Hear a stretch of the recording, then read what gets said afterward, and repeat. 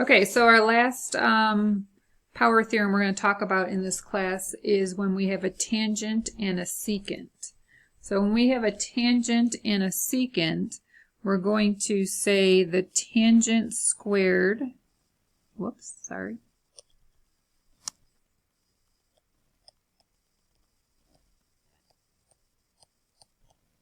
is going to equal, very similar to the previous secant, the outside times the whole.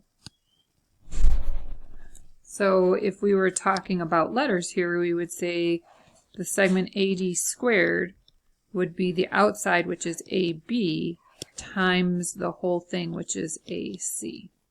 Okay? Again, why that is true is if you actually drew in some segments, we'd have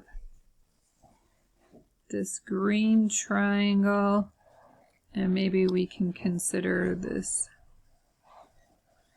red triangle.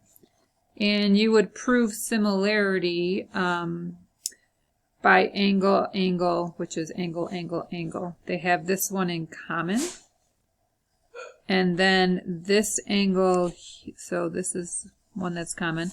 Then this angle is an inscribed angle. Wait, this angle is an inscribed angle.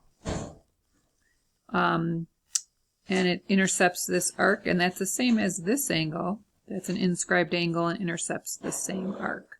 So that would be angle, angle, and then that would lead to similarity, and then that's how we got this. Okay?